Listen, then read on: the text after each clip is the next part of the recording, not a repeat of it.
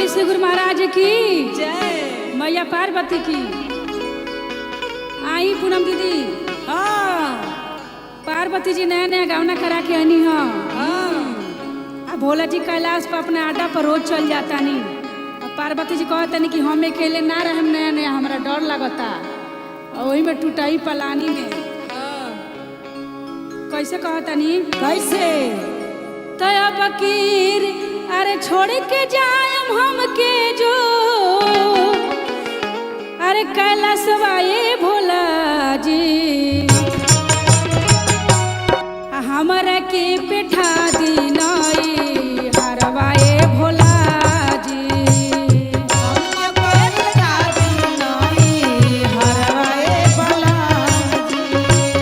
हमरा के पेठा दी नई हरवाए भोला जी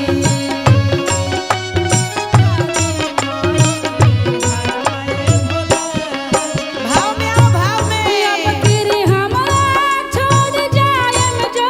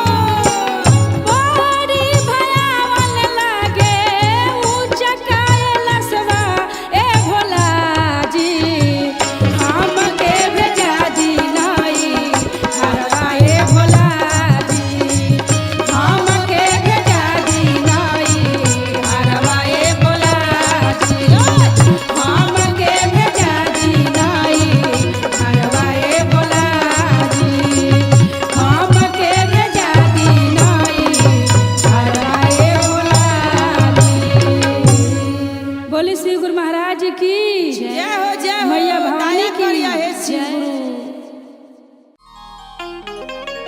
बोली श्री गुरु महाराज की जय हो मैया भवानी की जय। आई पूनम दीदी। हाँ आज हम चर्चा बड़ा श्रद्धा से सोचनीय कि अंगना में कराई। मई गुरु भैया गुरु बहिना लोग के न्योता पे ठा दिले बनी। जय हो, गुरु जय जी हो। के इंतजार बा, आसन लगा के इंतजार करतनी कि वहाँ के कब ले आए। तो कैसे कहतनी कैसे तो गुरु जी आसन लगवानी अरे अंगनवा में रउआ कब ले का आए चरचवा में रउरा कब ले का आए चरचवा में रउआ कब ले तैयारी चरचवा में रउआ कब ले तैयारी चरचवा में। हम तो आसन लगावानी अंगनवा में आसनी लगवानी अंगनवा में रउरा कबले क आईब चरचवा में गुरुजी कब ले तैयारी चरचवा में रउआ कब ले तैयारी चरचवा में। आंगना लिपवनी हमहु चौका पुरवानी मिरिक छाल लागे हम आसनी बिछवानी मिर्गा छाल लागे हम आसनी लगावनी मिर्गा छाल लागे हम आसनी लगावनी। तनेवता गुरुजी के काबा के बैठवले रही नेवता काबाल का गुरु के बैठवले रही रउरा जल्दी से आई चरचवा में रउरा जल्दी से आई चरचवा में रउआ जल्दी से आई चरचवा में। साहेब के बोलवनी लीलम दीदी के बोलवानी शिष्या के बोलवनी गुरु भैया के बोलवनी शिष्या के बोलवनी गुरु भैया के बोलवनी शिष्या के बोलवनी गुरु भैया के बोलवनी। साहेब के बोलवनी लीलम दीदी के बोलवानी शिष्या के बोलवनी गुरु भैया के बोलवनी शिष्या के बोलवनी गुरु भैया के बोलवनी शिष्या के बोलवनी गुरु भैया के बोलवनी। तो हम तो आंगना में चारा रखवले बनी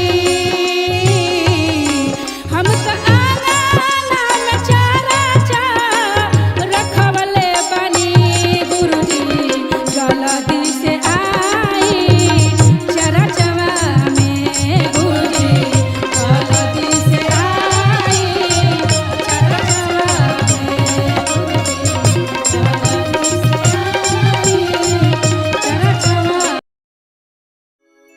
जय हो जय हो। आई अपना शिव गुरु के चरणों में प्रणाम करतनी एवं पार्वती जी के चरणों में प्रणाम करतनी साहेब हरेंद्रानंद के चरणों में प्रणाम करतनी आनंद लीलम दीदी के चरणों में कोटि कोटि प्रणाम करतनी जय हमार प्रणाम स्वीकार करी।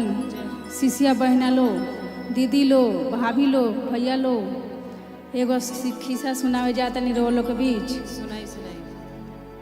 जौन की गरीब और अमीर पबा दू बहिन रहेलो दू बहिन तो हमू बानी तो दू बहिन रहेलो तो बड़की बहिन बहुत अमीर रही और छोटकी बहिन बहुत गरीब घर में शादी भई रहे बहुते गरीब रहे लोग मने इतना गरीब रहे कि आज के खाना है तो काल के सोचे के पड़े कि कहाँ से काल आई। ओहो तो बड़की बहन इतना अमीर रही कि उनका घर में नौकर चाकर के लाइन लगल रहे। तो छोटकी बहन गई तो कहली बड़की बहन से कि बहन खाए ला घर में कुछ नहीं खे, 3 गो बच्चा बा, कुछ दे दे तू खाए पिए के तो मदद हो जाई। तो कहली कि खाए पिए के दे देता नहीं, काल से हमरे घर में झाड़ू पोछा के काम कर लो, खाए पिए के रोज दे देम, ना सैलरी मिली आ ना तनख्वाह मिली, खाए के दे देम और कपड़ा दे देम पुराना, वही पर काम कर लो हमरा घरे। तो कहली कि चलो ठीक बा, बुरा वक्त आवेला तो केहू ना सहारा होला, बहिने होके नौकरानी के काम देता रही, कोनो बात ना काम कर लेता नहीं। हेंगा करत हरत तक कुछ दिन बीतल, काम करत रहली खाए पिए पर, बाल बच्चा के देश रात के खाना तो उहे ले जाके खियावस अपना बच्चा लोग के। आदमी दूसरा के हर चलाई, दूसरा के खेत में खुदारी चलाई, तो 2 वक्त के पैसा आवे तो साग सब्जी कभी कभी घर में खाना बने। आई बासी खाना देश तो बासी खाना से उ लोग कितना दिन थी होई, बासी खाना तो सेहत खराब कर देला ना। यही चलत रहे तो एक दिन बड़की बहन कहली कि आज तू छुट्टी कर ल घर पे, मत यह काम काज में आज छुट्टी कर ल, अपने घरे रही। तो वो बोली कि कैसे छुट्टी कर ली आज, और केंगा कहली बाल बच्चा तू ही देलू तो खा ला, ना तो उपासे सुत जाई। आ कहतारू कि न तो यह काम पर माना करतारू, कैसे आज हमार बाल बच्चा खाई। तो कहली कि इला रात के रोटी और सब्जी पड़ल बा, लेके चल जा खिया दी है, आज छुट्टी बा न तो यह घर पे। तो सोचा तारी लेके चल गली कि का हो कि दीदी माना करता रही आज घर पर आवे से काम करे से।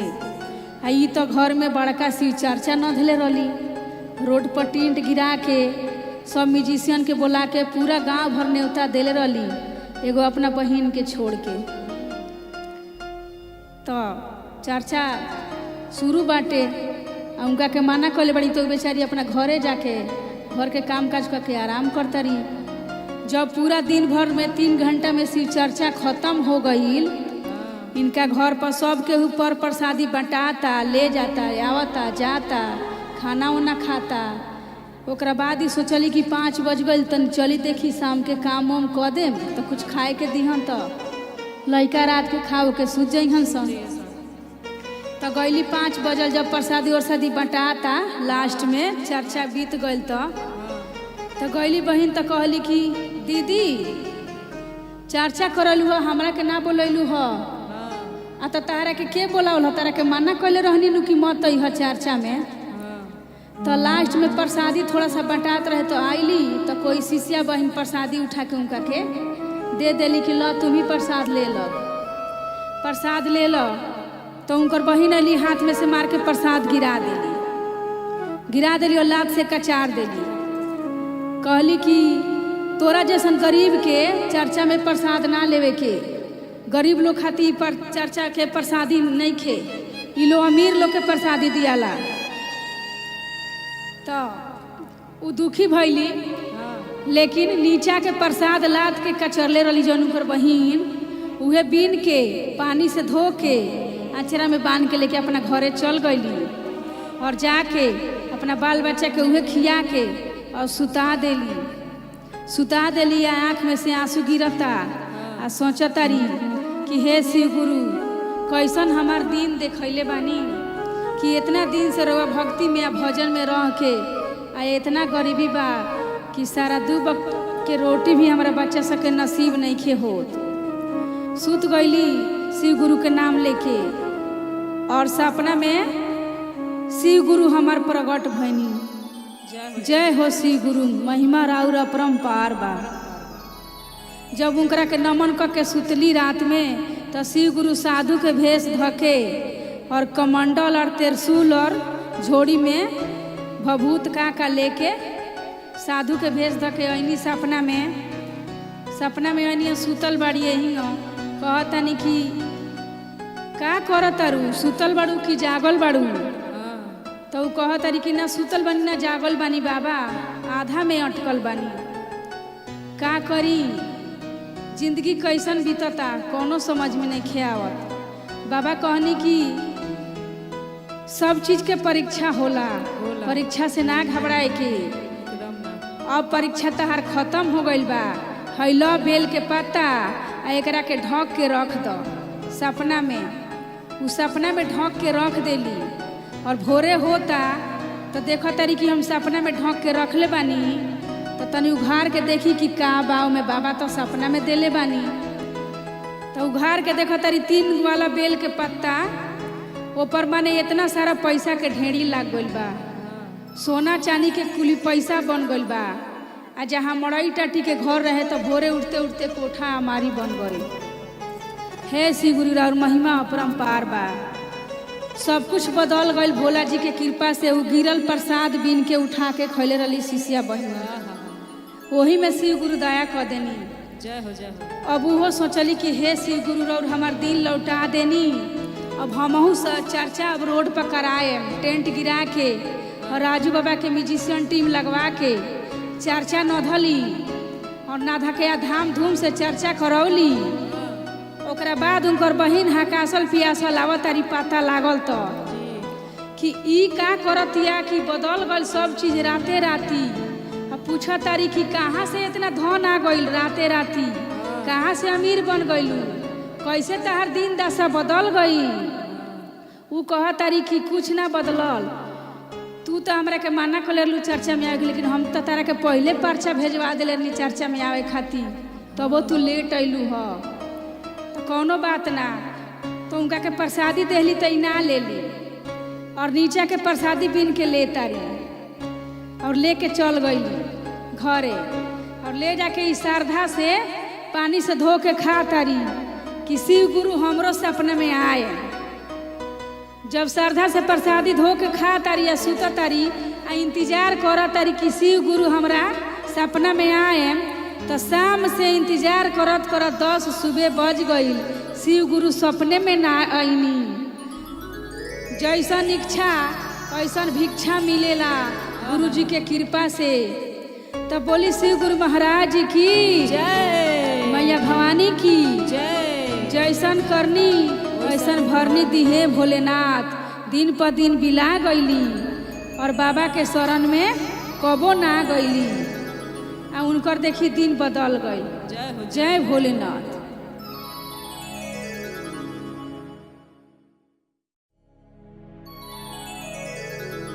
बोली श्री गुरु महाराज की जय, मैया भवानी की जय। आई एगो बहुत ही अच्छा 5 साल के लड़की रहे, शिव गुरु के ज्ञान ले ली 5 साल से। 5 साल से ज्ञान ले ली। रोज मंदिर जास आवस, पूजा करस, पाठ करस, नमः शिवाय करस, ओकरा बादे उ खाना खास। ऐसे करते करते 20 साल के हो गईली और शादी के दिन रखा गई। शादी के दिन रखा गई तो उ शिव जी के मंदिर में गईली और मंदिर में जाके आसन लगा के बैठ गईली और कह तरी कि हे गुरु जी आज हमरा के रवा दर्शन दी। दर्शन दी, चाहे कितनो दिन हो जाए बिना दर्शन के हम ना जाए ना जाइए। और गुरु जी तो एथी में पड़ गनी कि बिना भूखे प्यासे हमार भक्त जब आसन लगा के 24 घंटा से बैठल बा, दर्शन तो देहल जरूरी बा। यही ना सुबह से शाम हो गई, शाम से रात हो गई, रात से सुबह हो गई। गुरु जी के मजबूरी में आवे के पड़ल और दर्शन देवे के पड़ल। और आँख मूद के लीन बाड़ी, नमः शिवाय के जाप कर रहल बाड़ी। 20 साल के लड़की शादी के दिन धरल बा, तो का तो हमरा के दर्शन दी। यही ना करते करते सुबह से शाम हो गई। अब गुरु जी कहनी कि अब तो जाही के पड़ी। लड़की बहुत हठी बिया, दर्शन लेके ही मानी। गुरु जी साक्षात दर्शन देहनी और बोलनी कि आंखें खोलो बेटी, क्या बात है कि तुम 3 दिन से लगातार हमारा नमः शिवाय के जाप कर रही हो। तो कह रही है कि मुझे दर्शन दिए बाबा, मैं धन हो गई, लेकिन मुझे एक ज्ञान दीजिए। तो गुरु जी बोले कि क्या ज्ञान दूंगी आपको? तो मुझे यही ज्ञान दीजिए कि जो लोग मर के जाता है स्वर्ग में, उनको मैं देख सकूं कि वो कैसे जाते हैं। तो गुरु जी बोले कि ठीक है, ये ज्ञान तो मैं तुम्हें शक्ति दूंगा, लेकिन ये बात तुम तीसरे को नहीं बताओगी, नहीं तो वही पत्थर हो जाओगी। तो वो लड़की बोली कि ठीक है, मैं किसी को नहीं बताऊंगी। तो शादी हो गया और 10 दिन 20 दिन बीता तो एक गांव में डोम मरे। तो उनको लाश लेके जमराज जी जा रहे थे, बहुत धूमधाम से जा रहे थे लेके, क्योंकि वो डोम बहुत दानी थे। इतने दानी थे कि वो अपने आगा के खाना दान कर देते थे किसी को। कोई बोलता था कि हमें इतना जरूरत है, तो अपने काम होता नहीं होता था, लेकिन उनको दान कर देते थे। तो उनका धूमधाम से लाश जा रहा था, बजा बजा के उड़न खटोला ला के लाश लेके जा रहे थे जमराज जी। तो वो जंगला भैल देख रही थी, क्योंकि उनको तो ज्ञान मिला था कि जब भी कोई मर के जाए तो हमें को देखने की शक्ति दीजिए गुरुजी। तो गुरुजी शक्ति दिए थे। तो वो बहुत खुश थी कि कितना अच्छा कर्म किए हैं हमारे गांव के डोम भाई, कि इनको अच्छा से लाश जा रहा है धूमधाम से। और 5 साल बाद उनके ससुर खत्म हुए। तो उनको इतना दासा से बेदासा करके जमराज जी लेके जा रहे थे ऊपर, इतना दासा करते ले गए कि काट के छरका से मारते ले गए, घिसियाते ले गए, भाला से खोबते ले गए पेट में। अब ये बहुत दुखी होकर जंगला भैल देख रही थी। तो उनकी सास और ननद आई बाहर से घर में आई और बोली कि देखो ये किससे इसका चक्कर चल रहा है, बार बार जंगले के बाहर बैठी रहती है। उनके पति से लक्षण लगा दिए दोनों सास और ननद, और बोले कि देखो तुम्हारी बहू को जब देखो जंगले के पास बैठी रहती है एनी टाइम, पूछो इसे कि किससे ये बात करती है, किसको देखती है। तो वो आके बोले, डांटे उनके घर वाले, बोले कि तुम किसको देख रही हो, इतने दिनों से हमको खबर मिल रहा है घर में। तो वो बोले कि मैं किसी को नहीं देख रही हूँ। तो वो बोले कि नहीं, आज तुम्हें बताना पड़ेगा कि कारण क्या है कि तुम जंगले के पास बैठी रहती हो कई दिनों से। तो वो बोले कि जो भी कारण है मैं आपको नहीं बता सकती। तो वो बोले कि बताना ही पड़ेगा, नहीं तो मैं खाना पाना नहीं खाऊंगा घर में। गुरु जी के कृपा से तो बता नहीं सकती थी, मजबूर है बेचारी। ये कह रहे कि जब तक बताओगे नहीं तब तक हमारा तलाक भी हो सकता है। झगड़ा फैल गया घर में, सास ननद तो झगड़ा लगा दी उनसे। और वो बोली कि मैं नहीं बता सकती। तो वो बोले कि नहीं बता सकती तो आज ही गाड़ी मंगवा के तुम्हें नैहर भेज दूंगा। तो वो बोली कि मैं नैहर कितने दिन तक रहूंगी, या तो जिंदगी भर के लिए मैं छोड़ दूंगा, नहीं तो बताओ कि जंगला के पास क्यों रहती हो। तो वो बोली कि ठीक है, मैं बताऊंगी तो पत्थर बन जाऊंगी वहीं पे, इसीलिए नहीं बता सकती। और वो जिद धर लिए कि पत्थर बनो चाहे कुछ भी बनो, मुझे नहीं मतलब है, तुम्हें बताना ही पड़ेगा। और वो जिद धर लिए। तो वो बोली ठीक है, जब मुझे पत्थरे बनना है तो मैं भोलेनाथ के सामने ही पत्थर बन के रहूंगी। कैलाश विश्वा काशीनाथ में चलिए, वहीं पर मैं आपको बताऊंगी कि सच्चाई क्या है। तो बोले ठीक है बताओ।